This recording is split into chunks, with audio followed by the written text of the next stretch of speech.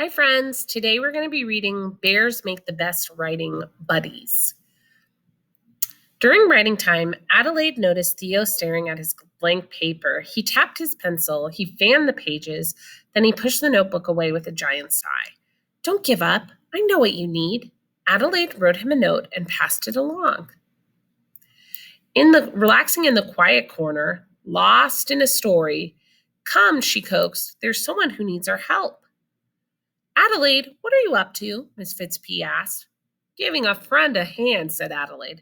Bears make the best writing buddies, and I'm going to tell Theo why.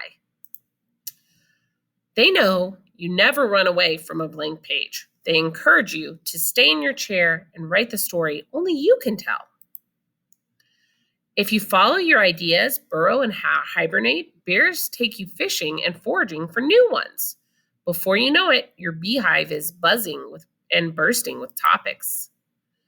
Next, he reminds you to leave finger spaces as you drop word after word onto the page. Bears love honey. Notice how it's spaced evenly on the page. It's not too close together. Only the letters in the word should be close. Although I do see some floating letters, so she still needs to work on letter formation. Bears know that even the best writing buddies get frustrated at times. So stand up, stretch, and ask, what happens next?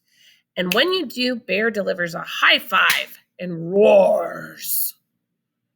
He asks you to share details you can see and smell. He asks you for details you can hear, touch, or taste.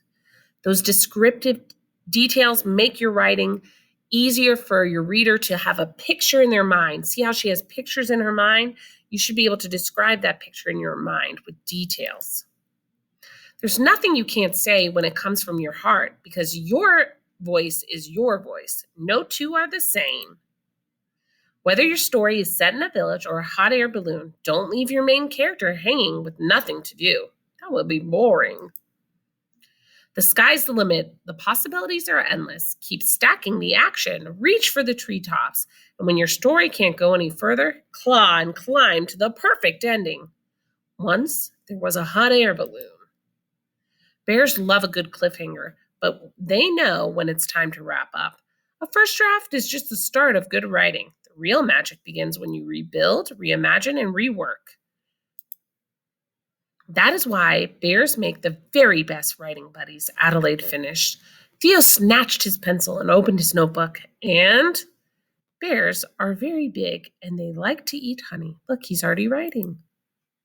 He wrote page after page and never looked up, along with the rest of the class. Adelaide wasn't surprised. She picked up her pencil and wrote her notebook. To be continued. Ooh, that's a no-no for me. I don't like that. Because a good writer can finish their story. Because her story needed a sequel starring, you guessed it, Bear. I guess it's okay if she did a sequel here. But in general, I like to finish my story. Good writers will finish their story all the way out. All right, I hope this helps you with your writing today. Think about the hints that they gave you. I want you to try and see if you can remember at least one thing it said you could do if you get stuck. One thing that Bear reminds you to do. All right, good luck today.